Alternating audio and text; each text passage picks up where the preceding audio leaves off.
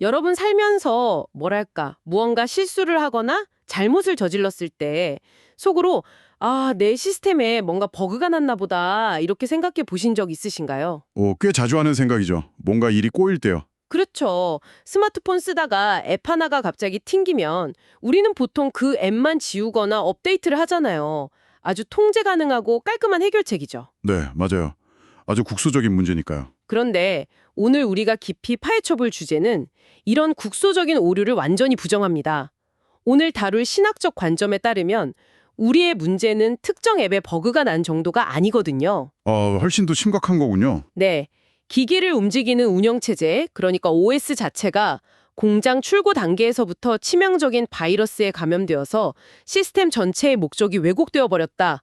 이런 아주 무겁고 근원적인 진단을 내립니다. 와, 우리가 일상적으로 다이어트 중에 야식을 먹다니 내가 죄인이다 막 이러면서 가볍게 사용하는 그 단어가 수천 년의 기독교 신학 체계 안에서는 인간 본성과 세상의 고통을 설명하는 거대하고 구조적인 프레임워크로 작동한다는 거네요. 맞습니다. 그래서 오늘 우리가 분석할 자료는 제공받은 문헌인 성경 핵심 교리, 죄, 이 PDF 문서입니다. 네, 본격적인 논의에 앞서 명확히 해둘 것이 하나 있는데요. 이 자료가 철저하게 성경적 기초와 기독교 신학적 논증을 담고 있다는 점입니다. 그쵸, 종교적인 주제니까요. 네, 그래서 우리의 임무는 이 특정한 종교적 관점을 막 무조건 옹호하거나 여러분을 설득하려는 게 아닙니다. 대신 인류 역사상 가장 강력한 영향력을 미친 이 사상적 체계가 도대체 어떤 논리적 구조를 가지고 죄를 정의하는지 그 심연을 객관적이고 깊이 있게 해부해보는 거죠. 자, 그럼 이 내용을 한번 제대로 파헤쳐 볼까요? 먼저 죄가 대체 무엇인지부터 정의를 좀 해보죠. 우리가 흔히 죄를 떠올리면 도둑질, 거짓말, 폭행 같은 구체적인 행동을 생각하잖아요. 네, 세상의 법정도 그 행동을 증명해서 처벌을 내리니까 당연한 접근이죠. 그런데 이 신학적 텍스트의 첫 페이지를 넘기는 순간 그 상식적인 정의가 완전히 해체되더라고요. 죄를 단순히 행동의 문제로 국한하지 않아요. 맞습니다. 이 신학적 틀에서 죄는 크게 세 가지 차원으로 정의됩니다. 행동, 태도, 그리고 속성입니다. 행동, 태도, 속성이요? 네, 하나님의 도덕법에 미치지 못하는 모든 실패를 의미하죠. 가장 흥미로운 지점은 바로 태도와 속성까지 죄의 영역으로 끌어들인다는 겁니다. 아, 마음속의 태도까지요? 네, 산상설교에서 예수님이 말씀하신 내용을 보면 누군가를 실제로 때리지 않았더라도 마음속에 품은 분노나 정욕, 심지어 타인의 것을 탐내는 마음조차 이미 죄라고 규정하거든요. 인간의 법은 허공에 휘두른 주먹을 처벌하지 않잖아요. 그런데 이 도덕법은 주머니 속에서 꽉 쥔 주먹조차 이미 선을 넘은 것으로 본다는 거군요. 아주 정확한 비유입니다. 그런데 여기서 한 발 더 나아가서 속성의 죄를 이야기하는 대목이 바로 아까 제가 처음에 말한 OS 바이러스 개념인 것 같습니다. 네네. 그러니까 내가 어떤 악한 행동을 하거나 악한 생각을 품기 이전에 그냥 내 존재 자체가 이미 고장나 있다는 뜻인가요? 바울의 서신을 빌려 이 문헌이 설명하는 바가 정확히 그것입니다. 구속받기 전에 인간은 단순히 죄를 짓는 존재가 아니라 본성상 진노의 자녀라는 거죠. 본성상이라는 말이 좀 무섭네요. 인간의 내적 성품 자체가 창조주의 도덕적 탁월성에 모순되도록 프로그래밍 되어 있다는 뜻입니다. 행동은 그 고장난 본성에서 자연스럽게 흘러나오는 증상일 뿐이고요. 아, 증상. 네, 기침을 한다고 해서 기침 자체가 질병의 원인이 아니라 폐에 염증이 있다는 증거인 거군요. 맞습니다. 바로 그 이치입니다. 그렇다면 가장 근본적인 질문이 생깁니다. 이 치명적인 바이러스는 도대체 어디서 시작된 걸까요? 시스템 설계자가 애초에 바이러스를 심어놓은 건 아닐 텐데요. 당연히 아닙니다. 자료를 보면 하나님은 절대 죄를 창조하지 않으셨고 인간을 시험하여 죄에 빠뜨리지도 않으신다고 아주 단호하게 선을 긋고 있습니다. 그럼 누구 책임이죠? 신학적으로 이 기원의 문제는 대단히 중요합니다. 죄의 기원은 창조주가 아니라 지성을 가진 피조물인 천사와 인간의 자발적이고 의지적인 선택에서 비롯되었다고 봅니다. 그 유명한 에덴 동산 이야기군요. 네, 아담과 하와가 선악과를 먹은 사건을 생각해보죠.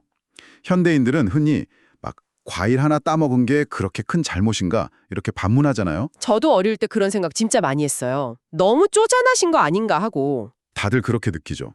하지만 이 사건은 단순히 금지된 열매를 먹은 식탐의 문제가 아닙니다. 그 이면에는 창조 질서를 붕괴시키는 세 가지 근본적인 철학적 공격이 숨어 있었습니다. 세 가지 공격이요? 첫 번째가 바로 지식의 기초에 대한 공격이었죠. 맞습니다. 하나님은 선악과를 먹으면 죽는다고 말씀하셨고 뱀은 결코 죽지 않는다고 했습니다.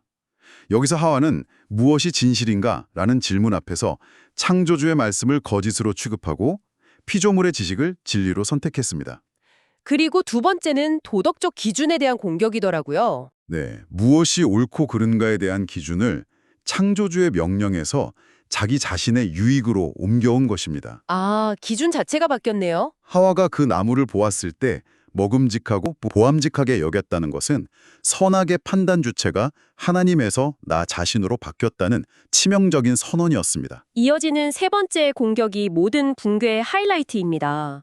바로 정체성의 기초를 뒤집어 버린 거잖아요. 그렇죠. 뱀이 너희가 하나님과 같이 될 것이다 라고 유혹했을 때 인간은 자신이 피조물이라는 정체성을 버리고 스스로 창조주의 자리에 앉으려는 쿠데타를 일으켰습니다. 여기서 이 신학체계가 꼬집는 죄의 본질적인 모순, 즉 불합리성이 적나라하게 드러납니다. 불합리성이요? 피조물이 어떻게 창조주의 설계도에 불순종하면서 시스템이 정상적으로 돌아가길 기대할 수 있겠습니까? 무한한 지혜를 가진 하나님보다 유한한 자신이 더 현명하다고 착각하는 것. 아, 진짜 어불성설이네요. 네, 하나님 위로 자신이 높아질 수 있다고 믿는 것 자체가 우주에서 가장 어리석고 논리적으로 성립할 수 없는 선택이라는 것이 문헌의 핵심 통찰입니다. 에덴 동산에서 일어난 그 쿠데타의 본질은 충분히 이해가 갑니다.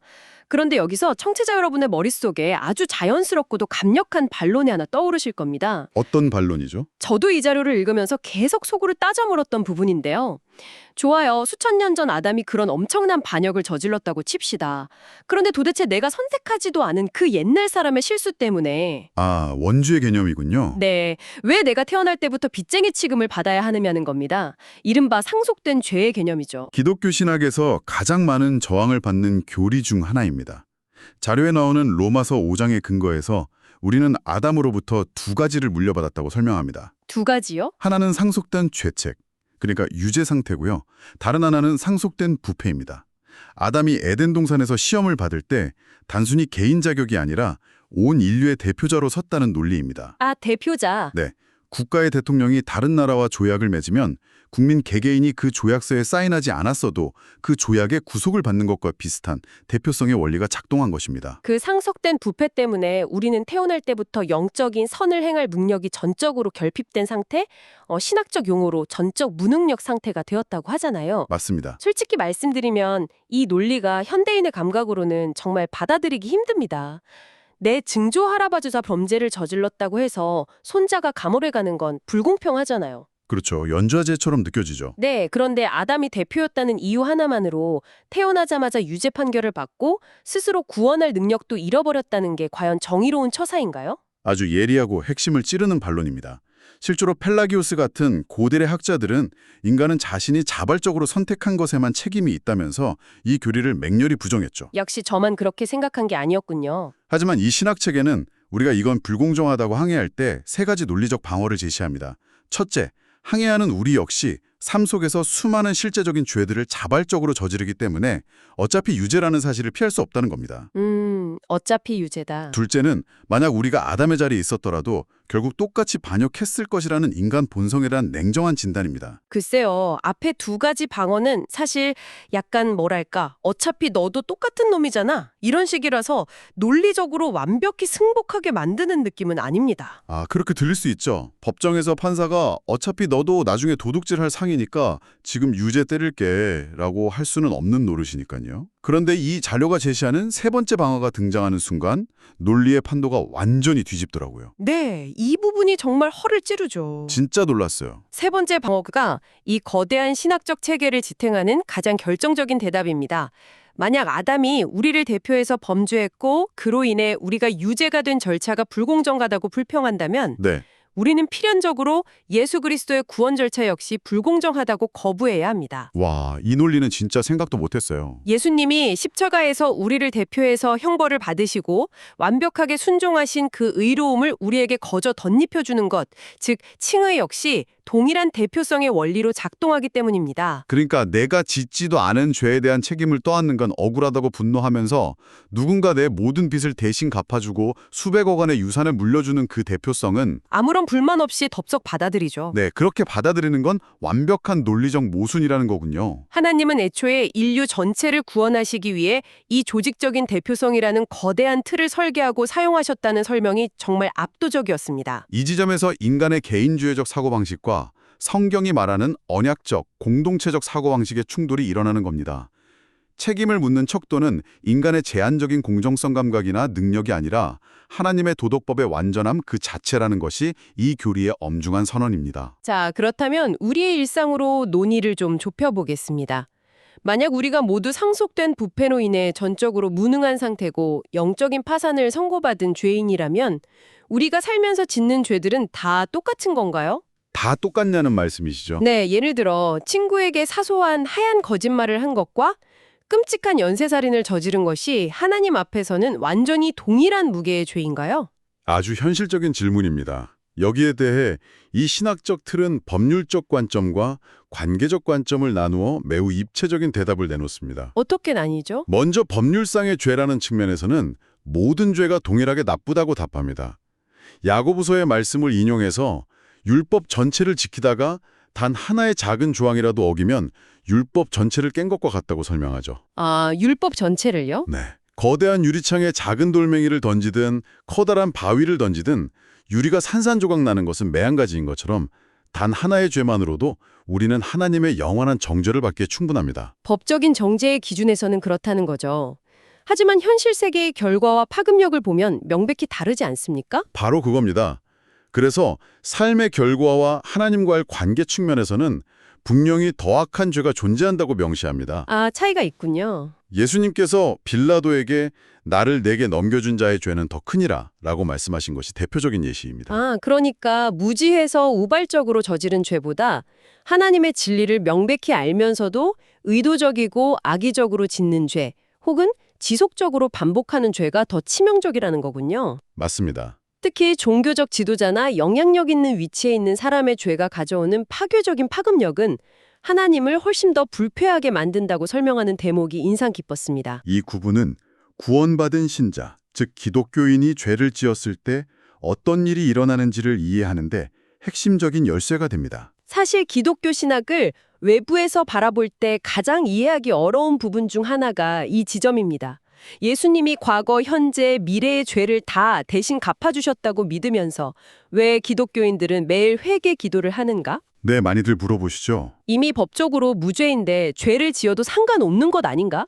이런 의문이 생기거든요. 그 의문을 해결하기 위해 신학에서는 칭의와 교제라는 개념을 엄격하게 분리합니다. 칭의는 법정에서 재판관이 너는 무죄다라고 선언하는 법률적 지위입니다. 법률적 지위. 네. 한 번 하나님의 가족으로 입양된 자녀의 신분은 이후에 죄를 짓는다고 해서 호적에서 파이거나 취소되지 않습니다.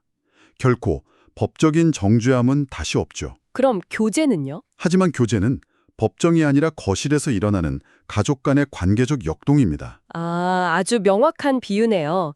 자녀가 부모님의 돈을 훔치거나 큰 잘못을 저지른다고 해서 자식이라는 법적 신분이나 성씨가 바뀌지는 않지만 네네. 집안 분위기는 완전히 얼어붙고 밥상머리에서의 친밀한 대화는 불가능해지는 것과 같군요. 바로 그겁니다. 신자가 죄를 지을 때 법적인 칭의는 유지되지만 하나님과의 친밀한 교제는 심각하게 손상됩니다. 성령을 근심하게 한 자녀를 하나님은 가만히 두지 않으시고 때로는 매우 고통스러운 방식으로 징계하십니다. 어휴, 무섭네요. 더 나아가 바울의 서신을 빌려 최후의 심판대에서 신자로서 마땅히 받을 하늘의 보상을 잃게 되는 결과를 낳는다고 경고하죠. 구원받았다고 주장하면서도 아무런 양심의 가책이나 회개 없이 지속적이고 악의적인 죄에 계속 머물러 있다면 어떻게 되느냐는 거죠. 그에 대한 신학적 진단은 아주 단호합니다. 그 사람은 칭의를 잃어버린 것이 아니라 애초에 한 번도 중생한 적이 없는, 그러니까 거듭난 적이 없는 사람이라는 거죠. 아, 처음부터 가짜였다는 거네요. 네. 처음부터 구원받지 못한 사람일 가능성이 높다는 강력한 신호로 봅니다. 참된 성령의 역사가 내면에 있는 사람이라면 결코 그런 죄악된 상태에 편안하게 머물 수 없다는 것이 성경적 인간권의 핵심입니다. 자, 일반적인 신자의 삶을 살펴봤으니 이제 논의를 좀 더 밀어붙여서 양극단의 예외적인 상황들을 다뤄보겠습니다. 스스로 도덕적 선택을 할 능력이 없는 유아들의 문제, 그리고 성경에서 가장 무서운 개념으로 꼽히는 용서받지 못할 죄의 문제입니다. 양극단의 사례들이죠. 먼저 유아의 경우를 보죠. 아까 우리는 인류가 상속된 부패를 가지고 태어난다고 했습니다. 그럼 태어나자마자 죽은 아기들이나 태아들은 전부 지옥에 가는 건가요? 아주 가슴 아프고도 무거운 신학적 난제죠. 원론적으로는 다윗의 시편, 내가 죄악 중에서 출생하였으며 라는 구절에 근거해서 아주 어린 유아들도 예외 없이 모태에서부터 죄악된 본성을 공유한다고 봅니다. 그럼 희망이 없는 건가요? 아닙니다. 이 책에는 동시에 십자가의 은혜가 가진 초자연적인 능력을 제시합니다. 유아들이 어떤 결벽함이나 선행의 공로가 있어서가 아니라 순전히 특별한 은혜 덕분이라는 거군요. 그렇습니다. 세례 요한이 어머니의 태중에 있을 때부터 성령으로 충만하게 하셨던 것처럼 복음을 듣고 이해할 이성적 나이가 되기 전에 죽은 유아들을 하나님은 그리스도의 대속과 성령의 중생이라는 특별한 방식을 통해 구원하신다고 보는 견해가 지배적입니다. 아, 그렇군요. 다윗이 태어나자마자 죽은 자신의 아이를 두고 나는 그에게로 가려니와 그는 내게로 돌아오지 아니하리라 라면서 천국에서의 재회를 확신했던 구절이 그 강력한 성경적 근거로 제시됩니다. 유아의 사례가 하나님의 자비의 극단이라면 반대쪽 극단에는 스스로 영혼의 문을 용접해버리는 용서받지 못할 죄, 즉 성령 회방죄가 있습니다. 이 단어 자체만으로도 엄청난 공포심을 주는데요. 네, 이름부터가 좀 압도적이죠. 이게 정확히 어떤 메커니즘인가요? 단순히 죽을 때까지 예수님을 믿지 않고 거부하는 상태를 말하는 건가요? 이 죄의 본질을 이해하려면 예수님 당시 바리새인들의 행동을 분석해야 합니다. 이 죄는 단순한 불신앙이나 무지에서 비롯된 의심이 아닙니다. 의심이 아니다. 바리새인들은 예수님이 귀신을 쫓아내고 병자를 고치는 기적을 두 눈으로 직접 보았습니다.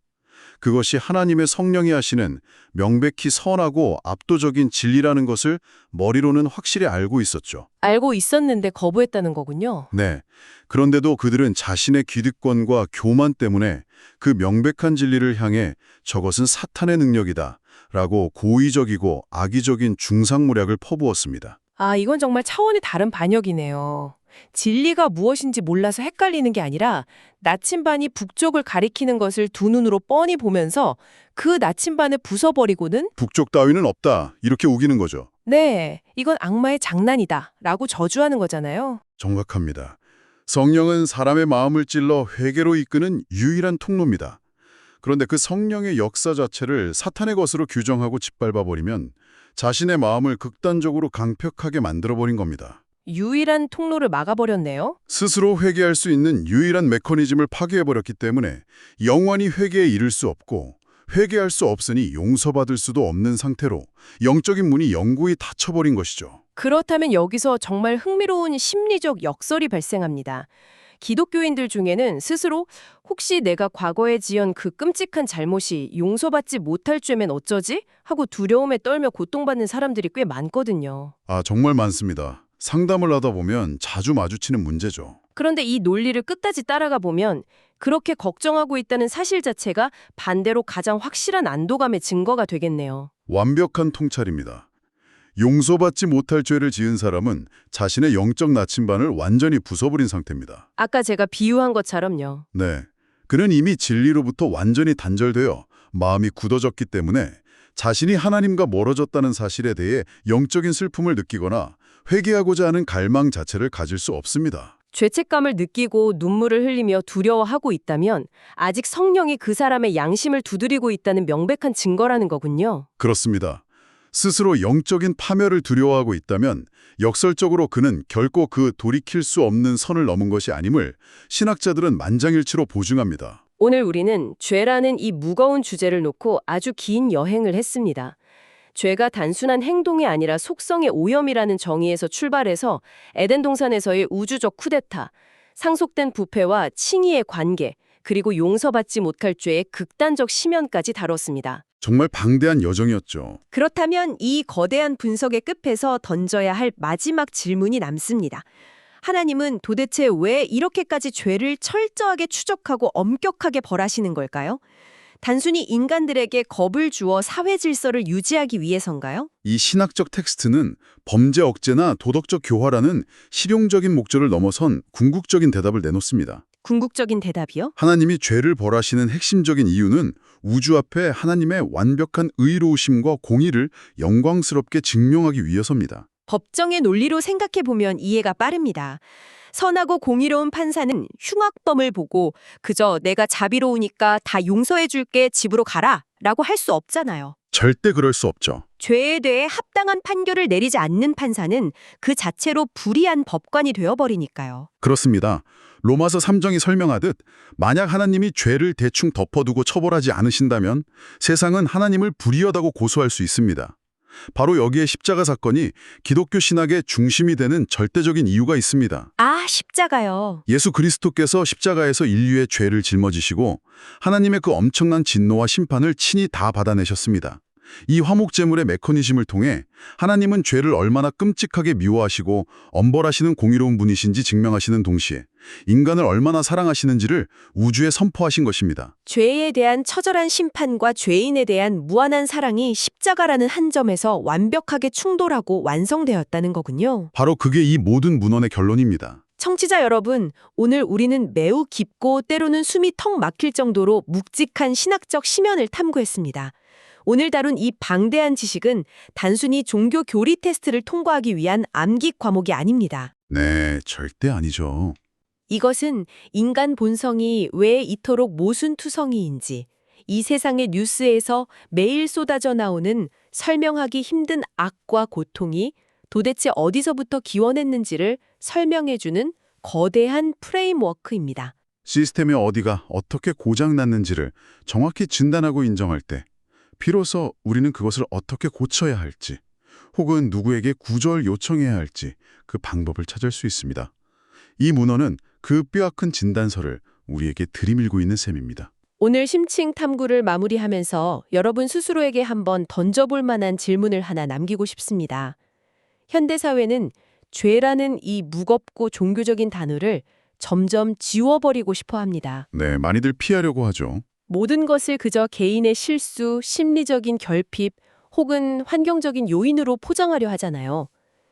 만약 우리가 이 세상에서 죄라는 개념 자체를 완전히 없애버린다면 우리는 억압적인 죄의식에서 벗어나 마침내 진정한 자유를 얻게 될까요?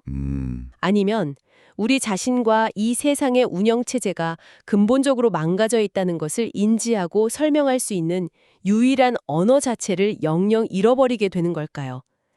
그 침묵 속에서 우리는 과연 더 안전할 수 있을지 깊이 생각해 보시기 바랍니다. 아주 묵직한 여운을 남기는 질문이네요. 고민해볼 가치가 충분합니다. 오늘 중계한 심층탐구는 여기까지입니다. 끝까지 이 깊은 논의에 함께해 주신 여러분, 감사합니다.